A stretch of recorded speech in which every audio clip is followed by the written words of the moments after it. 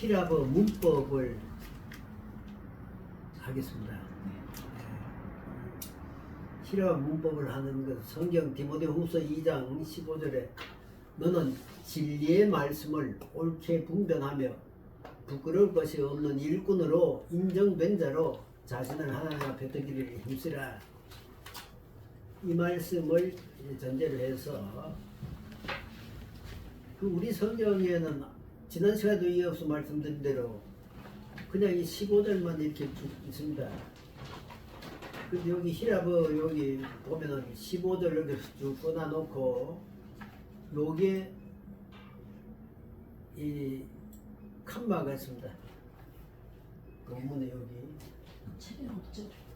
예, 여기 칸마가 있고 책.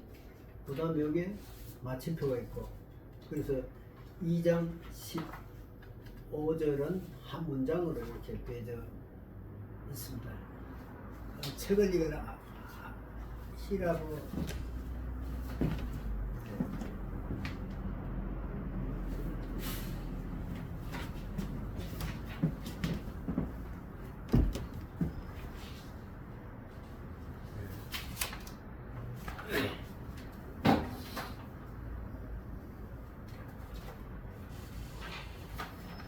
여기 교수 소개를 했습니다. 호는 성산이고 이름은 나무진 교수고 그릭 피레드 그래 그리스어와 히브리어의 비 학사학을 갖고 있고 PD 이렇게 명예도 신학파 사학을 갖고 있습니다. 칼빈 신학교 히라버 교수고 또 제 주 저자는 원문으로 있는 로마서라는 책 저자입니다.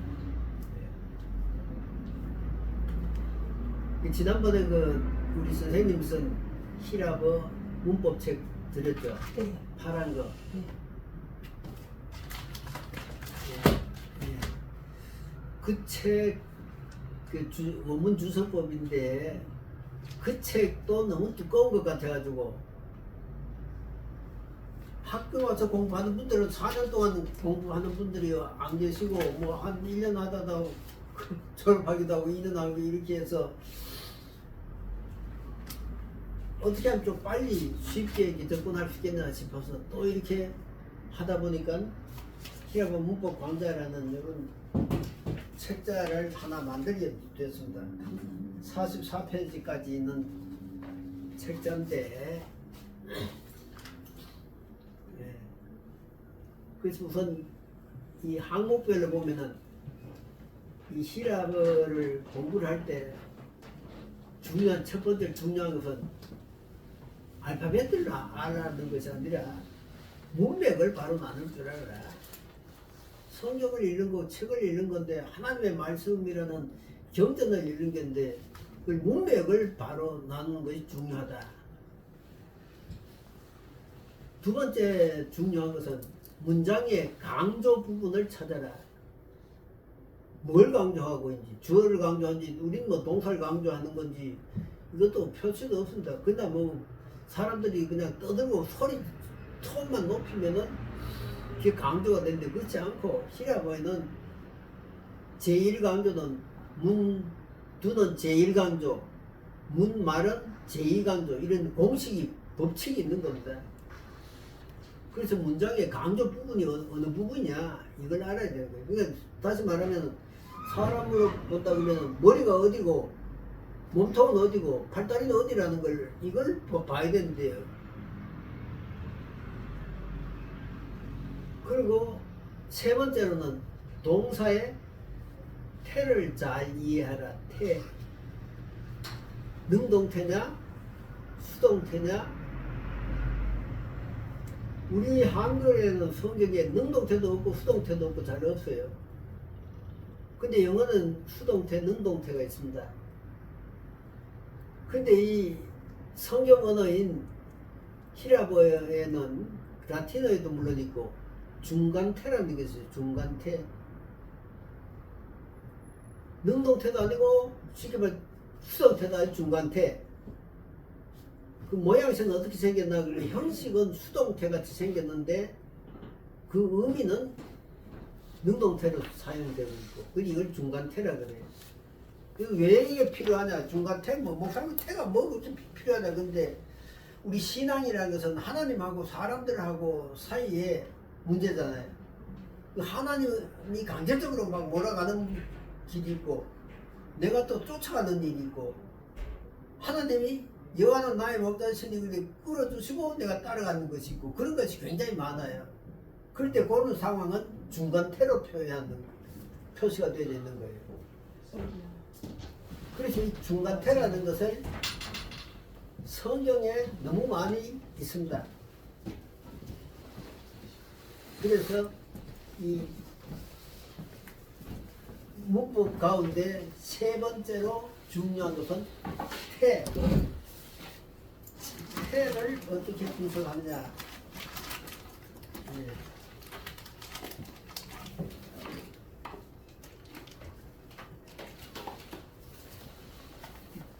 세 번째 꼭 알아야 될 것이 태를 잘 알아야 된다. 네 번째로 중요한 것은 법을 잘 이해해라. 법.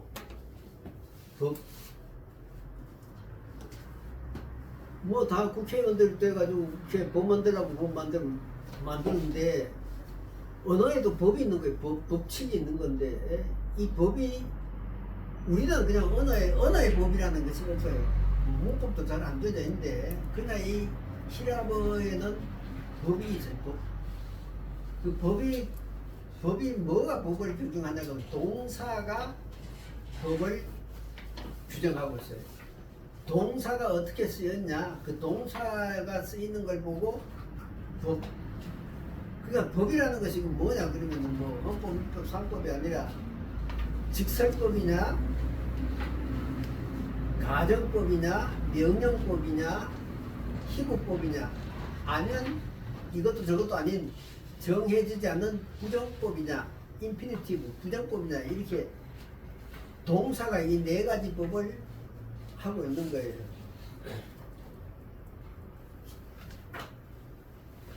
네.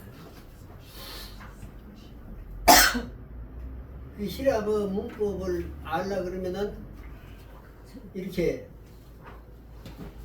다시 한번 믿고 오신 분들을 위해서 네. 제일 첫 번째 중요한 건 문맥을 바로 나눌 줄 알아. 문맥 쉽게 말하면 뭐 줄을 바꿨냐 줄을 띄었냐 네. 이런 얘기 칸말을 쳤냐 피리어드를 쳤느냐 이런 거 문맥을 바로 나눌 줄 알아야 된다. 두 번째로 문장의 강조 부분이 있어요. 문장의 강조 부분. 문두 제1강조, 문말 제2강조. 대가리나 꼬랑대기냐 이걸 그 문장에서 그걸 보는 거예요. 그 다음 아까 동사의 태 우리 글이나 영어에 없는 능동태, 수동태가 있는데 그 가운데 태 중간태라는 것이 중간태 성경에 중간태가 굉장히 많이 나와요. 능동태, 수동태보다도 중간태가 더 많이 나올 때가 많아요.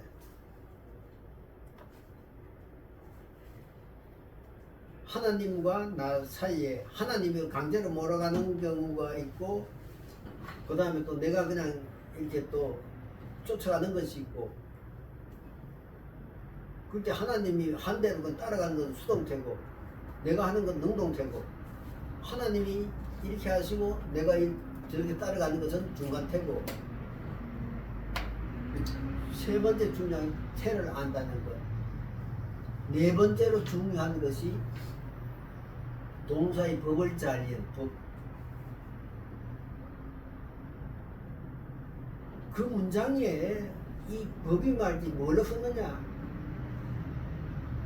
가정법으로 썼는 거죠. 예를 들면 양이 100마리가 있는데 그 중에 한 마리 이건 가정인 거예요. 가정 그렇죠?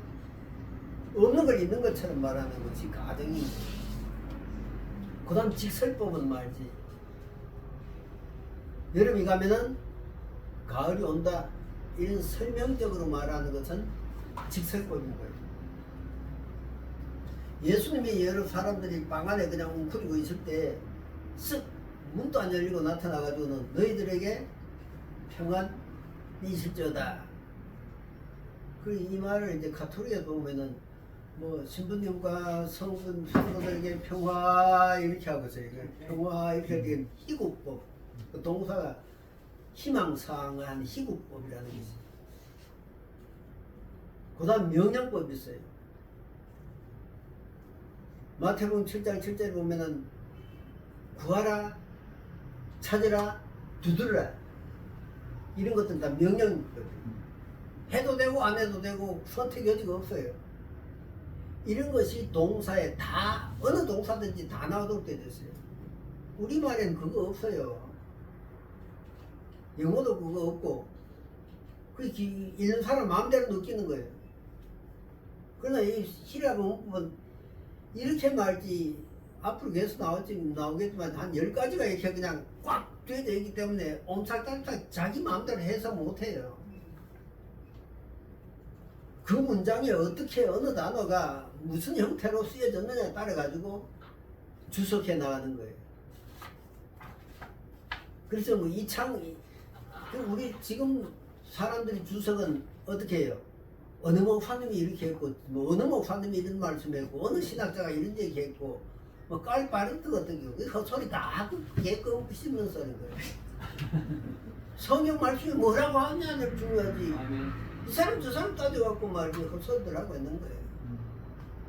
그것이 동사의 법이 5개가 있는 거예요. 직설법, 가정법, 명령법, 희극법, 이것도 전에 부정법, 인피니티 5개가 있는 거예요.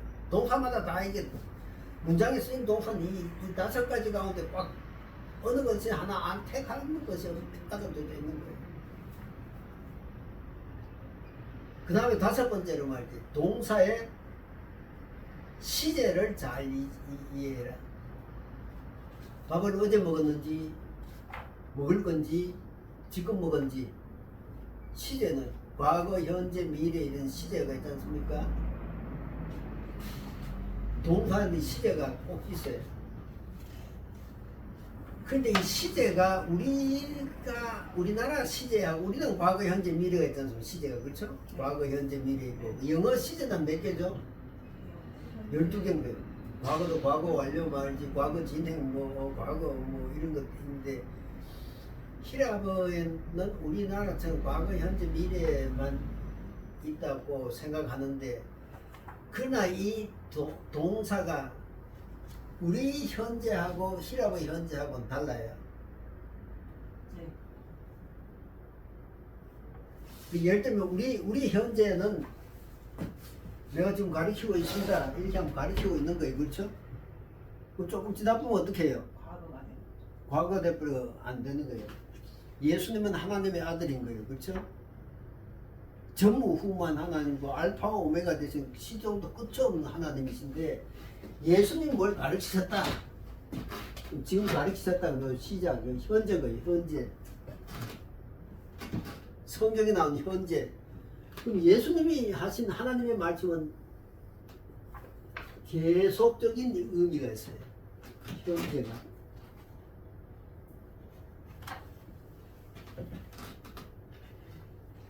현재. 아까 말씀드렸던 건 뭐 구하라, 찾으라, 두드려라 이렇게 할 때는 또 현재면서도 명령법으로 쓰여지고 한 단어가. 그럼 현재만 구하라 이렇게 할 때는 예수님 제자들에게만 보고 너희들만 구하라는 거잖아요. 그걸 오늘 내가 있는 나에게도 지금 구하라고 하는 그 말은 계속 무한대로 현재. 우리 현재하고 의미가 달라요. 이걸 이해해야 히라버를 그 맛을 알 수 있어요. 여러분들 사월 보면 뭐 새콤달콤한 맛을 아는 것처럼